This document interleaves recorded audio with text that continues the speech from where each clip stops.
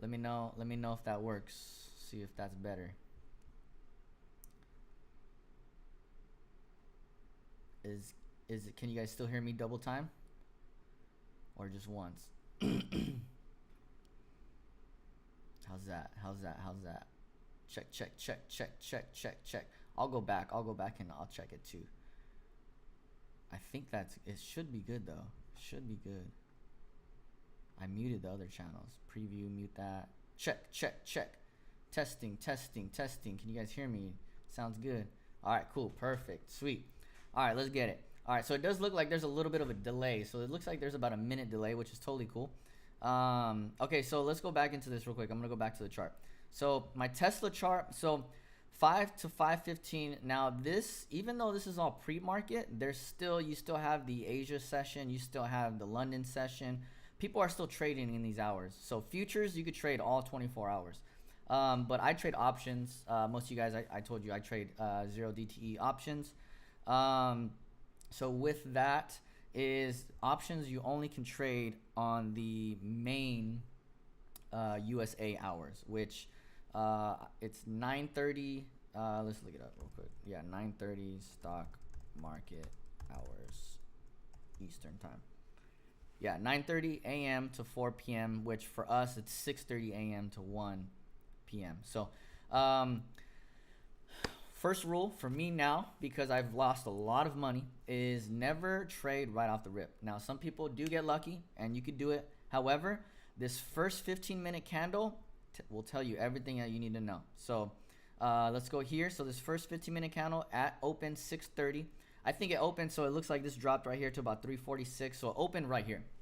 And I believe, if I remember correctly, it went straight up, hit the top, and bounced straight down. So obviously you could tell that the seller stepped in very heavy with that. So with that being said, I waited 15 minutes. That gave me my 15-minute low and my 15-minute high, right?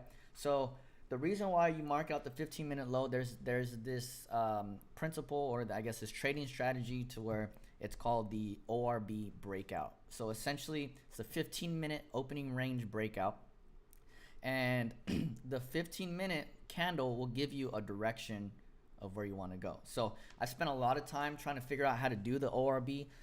For me, it's the most simplest. I've tried other strategies. I've tried other indicators and adding all those indicators, and it just did not work.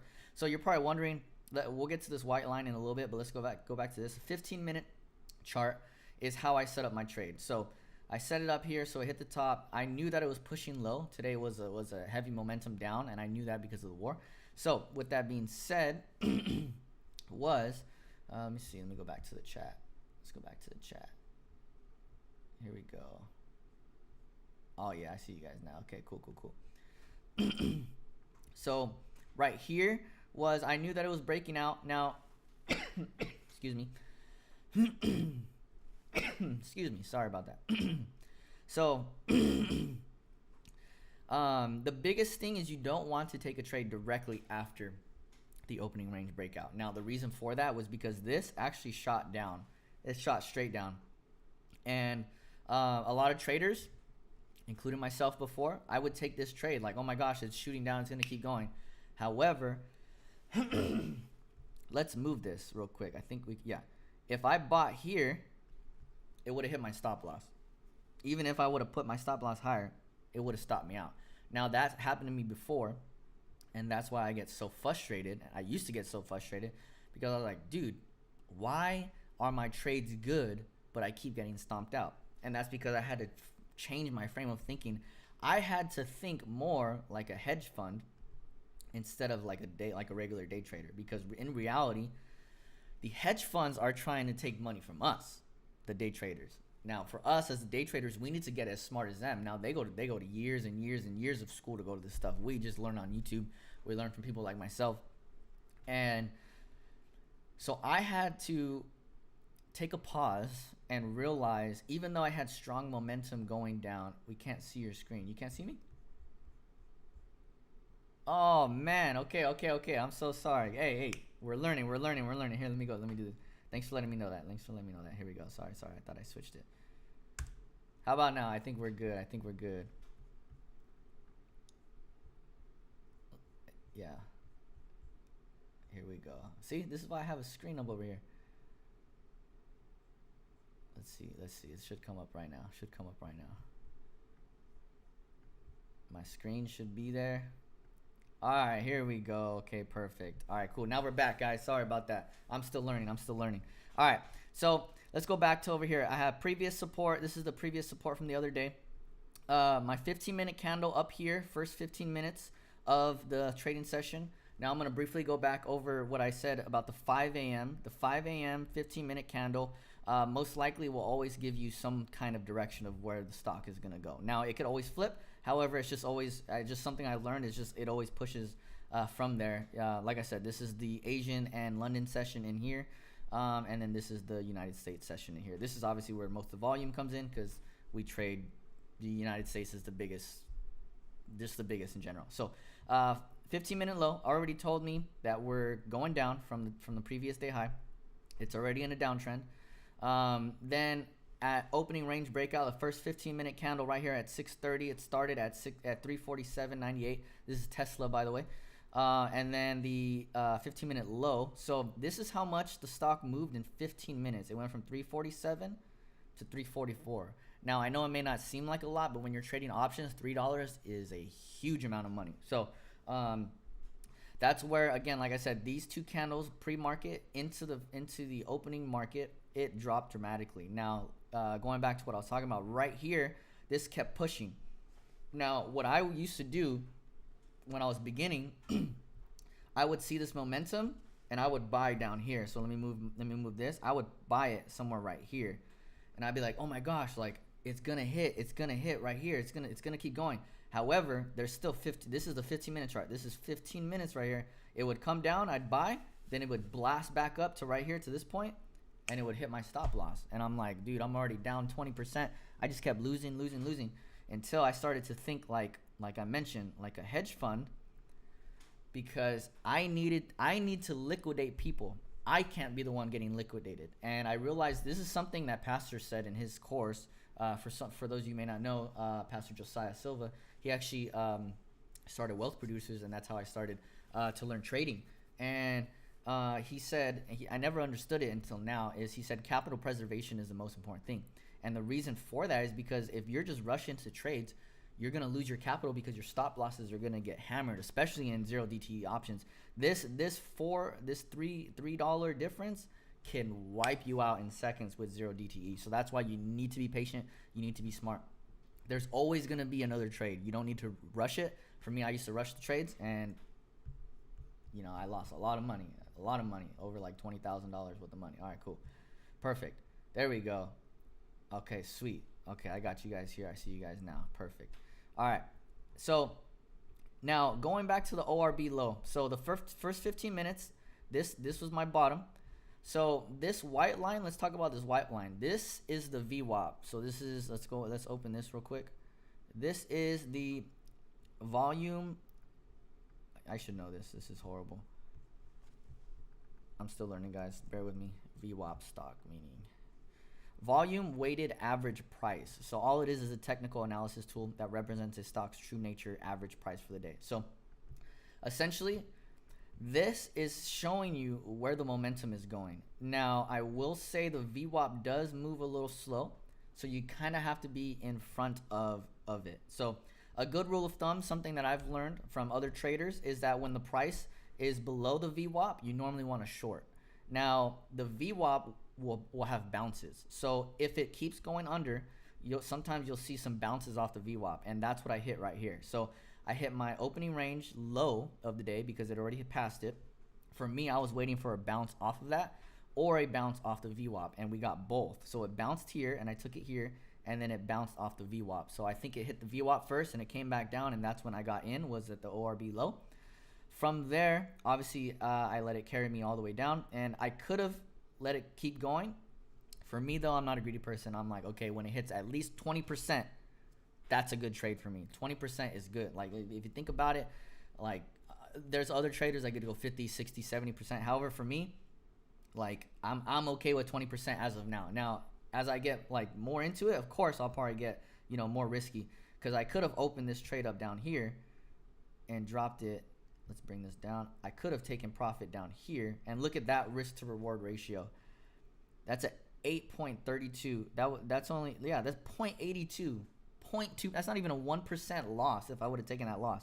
So that's where pastors always taught me this too. Pastor Josiah has always taught me this, is if you took profit and it still went lower or it still went higher and you still had more room to go, that's showing you that you're on the right track, because either way you're taking profit, and either way you're either liquidating someone or you're going from there. Tyler's calling me. What's up, Tyler? Maybe it was by accident because it stopped. Can see the chart you're referring to. Did it go off again? Yo.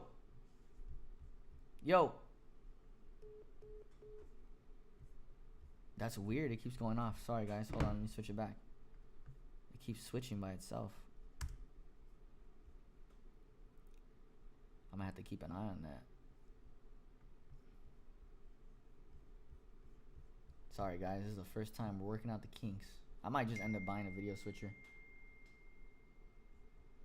Here we go. Did it switch now? Let's see. Give me 1 second. There we go.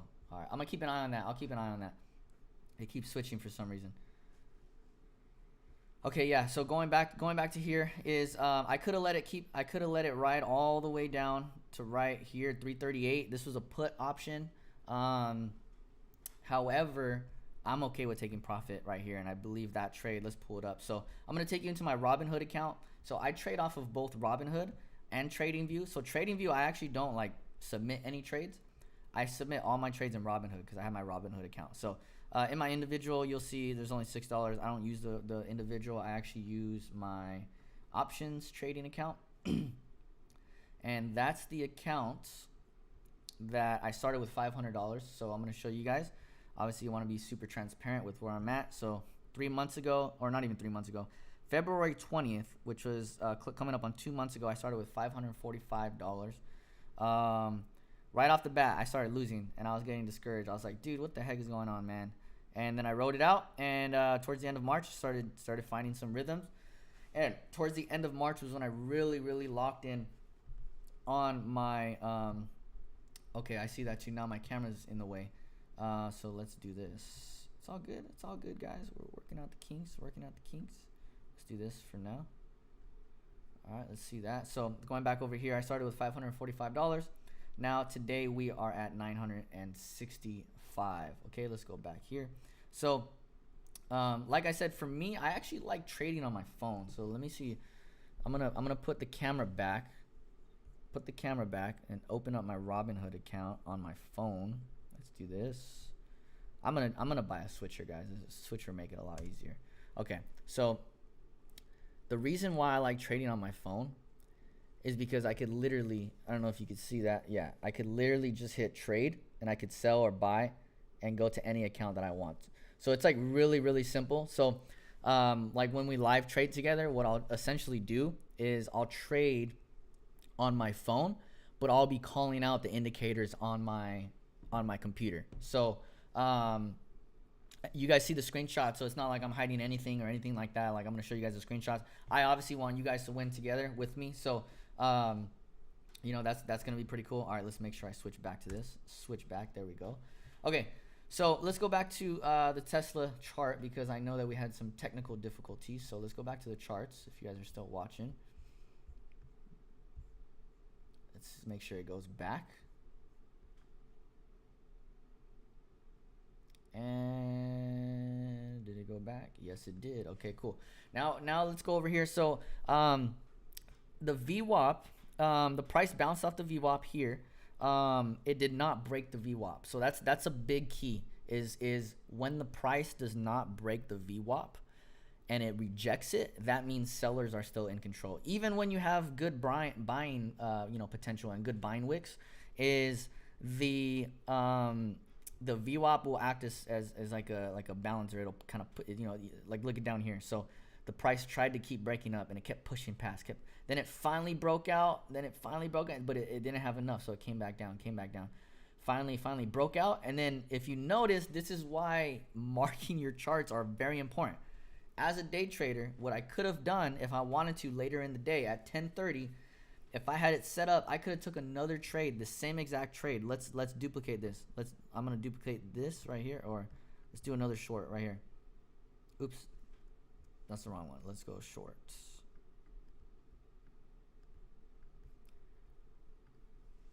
Because if you noticed, it literally, this one candle literally spiked up and hit our opening range breakout low of the day, and it automatically pushed it back down because sellers were in control right there. So that was probably in a spike. Someone, a lot of people probably bought, and then it just fell right back down. So if you think about it, right over here, sorry, right there, that's where it spiked.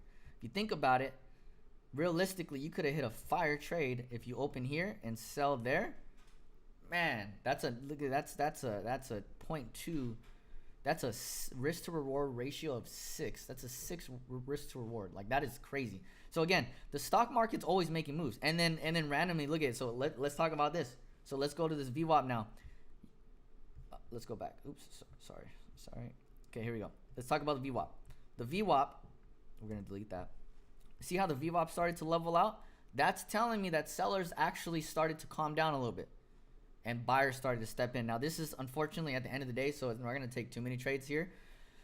However, and then you also got to keep news into factor as well. So I think it was around like 4 o'clock when President Trump announced that we were going to do a ceasefire. So news plays a huge factor. That's why I'm sure you guys are hearing about all this going back and forth. Trump and the charts are wild. Like, it's all important stuff. So the VWAP, if you notice how I mentioned earlier about the VWAP, the price finally broke the VWAP, okay? Now, if I'm a day trader and I'm watching this, for me, I see it break out of the VWAP, I am going to watch for the retest. So look at this.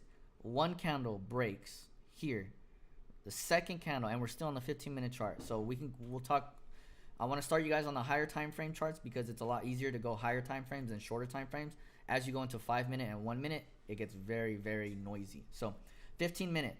It went all the way up to 342. Then the next 15-minute candle came back and retested. It literally almost bounced directly off of that VWAP. Now we're trading above. So what is that telling me? Sellers or buyers are stepping in. Boom. So if I was trading the reversal, then I would go from here. I would do a long position because this is a call option. I would set my stop loss right here at this last candle because this is another bounce point, and then I would set probably my reward. For me, at least, it would probably be the 5 a.m. low because that would be the safe point. Now, if you're crazy and you ride all the way up, totally cool. However, for me, that's the end of the day right there. So I have to get this trade in before it ends. So I would probably put it right at the 5 a.m. low, and then I'm done. So that's just real quick. We're gonna spend a lot more time on this, guys, but I just wanted to at least start getting the ball rolling. So that's Tesla. Another one you guys see me trading a lot is ASML. So ASML, there is not a lot as much volatility as Tesla. However, the volume is massive. So there's not it's not as big as Tesla. So if 100 traders traded on Tesla, it would boost it, compared to ASML. If 2 traders traded on it, it would boost it the same. So that's why I try to jump into some ASML. I've had some good wins. I've also had some bad losses on this one. So this one's a little more trickier to trade. So we'll just stick with Tesla and then SPY as well. SPY, I don't really trade too often. I just mainly stick to Tesla. I would say as a day trader, you want to try to learn 1 to 3 stocks. Well, no, I don't want to limit you guys. Anywhere from 1 to 5 stocks that you could day trade every single day. For me, I've just spent the last years focusing on Tesla. I'm like, let me see what I can get out of Tesla. Tesla's the most volatile. So I'm like, Tesla, there's a lot of money to be made in Tesla. Same thing goes with Meta, SPY as well. So going back, just kind of wrapping it up, I believe I see, four of you guys on here watching right now. So just kind of wrap it up. So let's talk about the different time frames. So let me show you how I enter my trade right here. So I'm going to delete this because we're going to go over this trade live. So I mark my 5 to 5:15 candle. So let's zoom in if we can. Okay. 5 to 5:15, that's marked right here. 5 a.m. low, previous support, that's also 5 a.m. high. And then I do my opening range 15 minute ORB low, ORB top. Now, once I see this, now I drop down to a 5-minute chart. Okay, so as you can see, there's a lot more noise. So let's go back to 6:30. Okay, so as you guys saw in the 15-minute chart, there was only like 2 candles here. Now, one green candle, one red candle, another long red candle, another red candle. Now we finally break past the ORB low. We broke past it at 6:45. Then we had a strong upwards, and this is where I entered. Okay, so I knew. So look at, I went down to the 5-minute chart, and I believe I also went down to the 1-minute chart. Let's go back to 6:30. Yes, 6:30. Sorry guys, bear with me.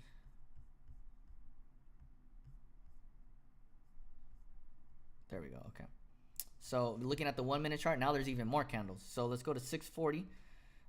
Yeah, it was like right here, the 1-minute chart. So boom, I saw the 1 minute just crash. So I was like, oh, okay, cool, perfect. Now it broke the ORB low. Okay, it's going down, it's swinging down. Now, what I would have done in the past, because I was not disciplined, is I would do this. Oh my gosh, I need to get in the trade. I need to get in the trade right now because I know it's going down. I would do that. Okay? What's the problem with that? And this is why so many traders lose. Look at, because I was impatient and because I saw, oh my gosh, it's crashing down. I already missed these 1, 2, 3, 4, 5 candles, and I'm adding on the 6th. A hedge trader, a hedge fund trader, he's thinking, man, this dummy is literally getting in right now. I'm gonna liquidate him. That hit my stop loss right away. Bam, done and out.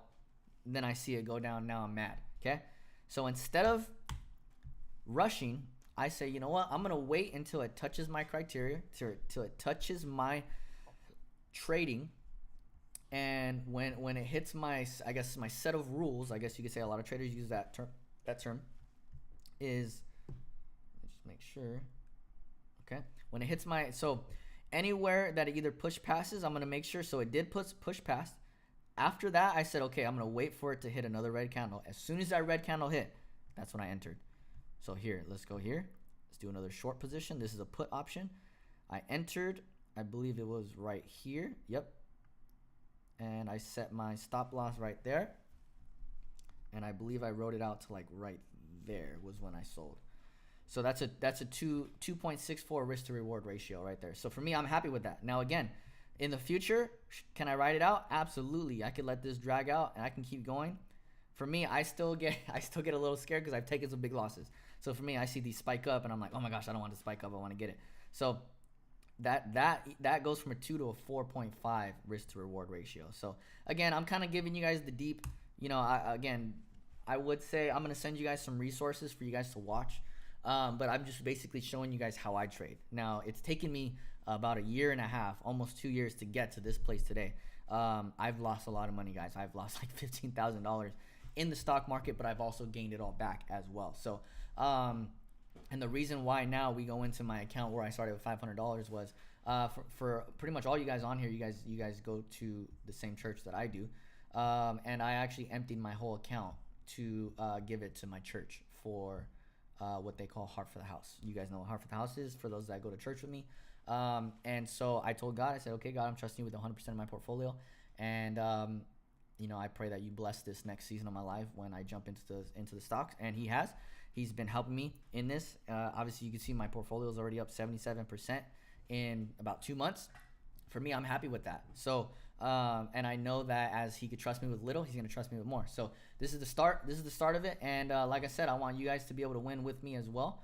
I know that, I've had conversations with each of you guys that are on here, that are watching, that are also on the Discord. And whatever I could do to help you guys grow in this, then we're going to do that together. So, I'm a kingdom builder. And, I love to see people win. And I love to, I just love to build together. So let's keep on doing that. Robinhood, I will go back and forth between Robinhood. I do have my MACD set up. That's the moving average convergence / divergence. I won't get into that. That's a whole separate can of worms. But If you guys want to set your indicators up like me, you can. I wouldn't use the MACD. I've used the MACD a lot before in the past, and it actually contributes to a lot of my losing trades. So I just still have it because I kind of like to see the waveforms. It kind of shows me where price action is going, and when the buyers and sellers step in, it kind of gives me a little bit of an advantage, although it does run a little behind.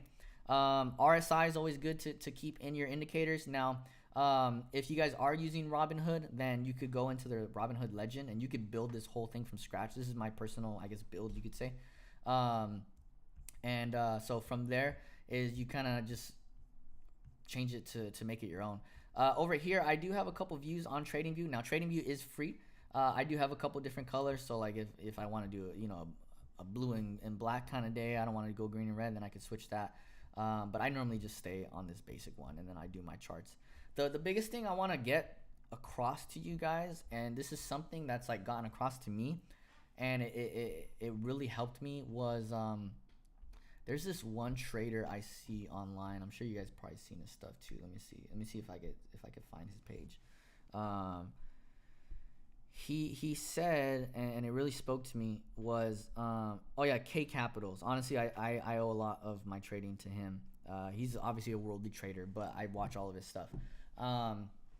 What he said was, you don't need to spend time putting a million different indicators on your charts, which is what I did before. I had like 5 different indicators, like, oh my god, this is so technical, this is so sick, like this is fire. It was actually hindering me because it was too much noise, and that's why I only run the VWAP now, because the candlesticks can speak to you. They will speak to you, and you can read the candlesticks. You could, if you chart your chart well, and you set all of these different lines, you'll know once the price breaks it, once it tests it, once it pushes past it, once the VWAP goes, and all that fun stuff. So yeah, guys, I mean, that's pretty much like in brief kind of what we're doing. I know it's a kind of rocky beginning, but I would say tomorrow I'm ready. I'm gonna discipline myself, so I want you guys to keep me in check. Sorry, the camera turned off. Keep me in check. Make sure that I get up and make sure that I'm live streaming for you guys. I may not talk much while I trade, but at least you guys will watch me. But I'll give you guys the indicators when to buy. One of the things too, if you're still watching, I think you are. Let me check. Yeah, I think I still got 4 people on here. Yeah, 4 people still on here. So let's do this. So if you guys wanna practice before you jump into the game, I'm gonna take you guys to Charles Schwab. Charles Schwab is where I started. So Charles Schwab actually gives you what's called paper trading. Okay, so I'm gonna actually open up an app here because they do what's called Thinkorswim, which we can get into another day, or we could talk about it on the Discord. Where is it at? I think it's on my desktop. Thinkorswim. Okay, we're gonna log in. Give it a second to load up. And then, oh, it switched back. It switched back on me. There we go. Cool. Okay, so Thinkorswim is loading up. Give me a second. The reason why I wanted to go to show you guys Thinkorswim is because they let you basically paper trade. Now, it is a little more complicated, more than Robinhood. I like Robinhood because it's super easy. Place your trade. You can see all the charts. Thinkorswim / Charles Schwab is a lot more like, how do I say it? Very, very advanced. And I would say a little older too. It reminds me more of like what older traders would use. This is taking forever. Let me see if I could log in online. Active trader. Let's see. Okay, yeah, here we go. I'm gonna quit that. Okay, here we go. Let me just log in. I don't use this. I only used it before. So, okay, so Thinkorswim. So look at live trading. I only have like 9 cents in there. Paper money. If you click on paper money, it takes you to. It gives you an account of $200,000. Okay. So this I used when I was just learning. Learning how to trade and all that stuff. So. I think it's like 8,000 under. Like I was just barely using it. However, this is how you could literally you practice on the live markets. So it's fake money, so you're not getting anything in return. However, this allows you to kind of simulate your testing on the real market. So if you want to follow my trades and use paper money to start to see if it's good or not, go for it. Let's do it. You know, try it, see where you're at. So for instance, if you want to do this, let's look up Tesla. You can see the stock, you can see the chart. For me, I've always had trouble with the chart, so like I probably wouldn't use that. I'd still use TradingView. If you want to sell options, what you would do, you'll check the option stats, and then from here you could kind of go. Let's go to okay, options trade. Boom.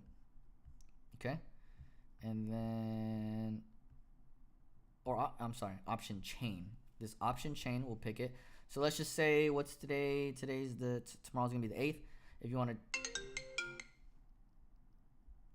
dang, this guy's calling me. What's up, bro? What's up, bro? Let me see. Well, my screen went off again. Praise God. I don't like that. I don't like that. There we go. There we go. There we go. Thank you, Tyler. You're gonna have to watch all my stuff, man. You have to watch all my stuff, bro. All right, we got 5 people watching. Let's go. I think that's everyone. All right, cool. Sorry, I got my screen back. Got my screen back. Should be back now. Should be back now. There we are. All right, cool. Alrighty, let's get back to this. So, paper money. Let's go back here. So, Thinkorswim, live trading, and paper money. So, paper money gives you $200,000 of fake money. So you could trade it in the actual stock market. Like I said, if this is something that you want to do before you actually start trading your real money, for me, I was more of I like to learn hands-on kind of guy, so that's why I stopped doing. I did this for like a month, and I was like, you know what, I want to trade my own money, so I just threw like 15,000 in. And I was like, let me just start trading. All right, whatever. And yeah, praise God, I lost all that. So, well, we gained it all back. We're good. Like, we're solid. We're good. Gained it all back and then gave it for Heart for the House. So, let's go back over here to YouTube real quick. I see you guys commenting. Setup is clean. Thank you, bro. Thank you. 47. What's up, my dude? So let's go back into the options trading. So if you guys come up over here, you'll find a symbol, type in Tesla. Tesla will pop up. And then from here, you can go into options chain right here.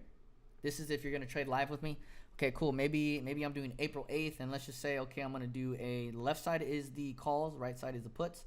Let's just say I want to do a 360 call. And I want to do it either at the bid price or the asking price. Now, let's talk about the bid and the ask. The bid, it's essentially like buying a house. You have a seller and you have a buyer. The seller wants a price. The buyer wants a price. When the value is high, the seller is going to want a higher price. When the stock is low, the seller, you may be able to get it on a discounted rate. So the buyer is always going to try to, so the bid is for the buyer, the ask is from the seller. This is what they're asking. So like if a house is 800,000, the seller's selling it for 800,000. The buyer's gonna come in and be like, "Hey, give it to me for 750,000." Then the seller may say, "Okay, I'll do that," and then the sale goes by. All the stock market is a transaction between two people. Now, obviously, you know the hedge funds and the big guys and the big tech, the big guys that control the market, they do thousands and thousands of contracts. However, let's do this. So we are going to let's take that out. We're gonna buy 10 call options at 362 for 38 cents. Now, let's talk about options a little bit real quick. Let's go back to Robinhood. Let's talk about these options. So, options contracts, for those of you who are still on, let's check it out. I got 3 of you guys watching. Options contracts, what it is you're not actually owning the stock. So, when you buy a stock, one stock for Tesla is 363 because that's where it's at right now. So just to buy one stock, you have to spend $300. Okay, if that stock goes to $364, you made $1. Okay, you sell it, you got $1. If it goes to 370, then you just basically gain $7. Okay, great, that's awesome. Now the power of options is what it is a contract. It's a contract of 100 stocks. Okay, now you don't own it until you what's called execute it. Now, you don't really want to execute it unless you're going to do it for the long term. Some people do it for the long term. They execute them, and they have to buy all 100 shares of that. Now, people like me just trade the actual contract. So this is why it's so cheap. 38 cents controls 100 contracts. So 38 cents times 100 is $38. Let's drag this over here so you can see it. Okay. Buy to open. If I was to buy this call option, one for 38 cents, that's $38. Now if I buy 100, that's 100 times 0.38 times 100, that's $3,000. Okay. Now let's just say I buy a call option. Let's just say I bought the call option here at 348 for 38 cents, and the call option, which is a long position, went up to 362. 348 to 362 is massive. That option is not changing right now because the market's closed. That option probably went from 0.38 to like, I don't know, maybe like $4 or $5. So let's just do some quick math. Let's just say you buy one contract. You spent $38, right? And let's just say it went up to 4.32. Oops, let's do this. 4.32 times 100 minus 38. You just made $394. Now times that by however many contracts you buy. That's the power of options. So instead of making $20 on the stock, you made $390 trading stock options. So that's the power of options. There's also futures as well. I don't want to get into futures. I don't trade futures yet. I probably will because it's been getting interesting. It's very new. But I just trade 0 DTE options. So yeah, guys, that's pretty much it. So just wanted to do a little test run with you guys, and show you guys like my charts, show you guys my setup, all that fun stuff, and looking forward to kind of seeing you guys tomorrow. So I think that's pretty much it. Let me know if you guys have any questions. Let's switch back here. Yeah, there we go. Let me know if you guys have any questions, and talk soon. Peace out, fellas.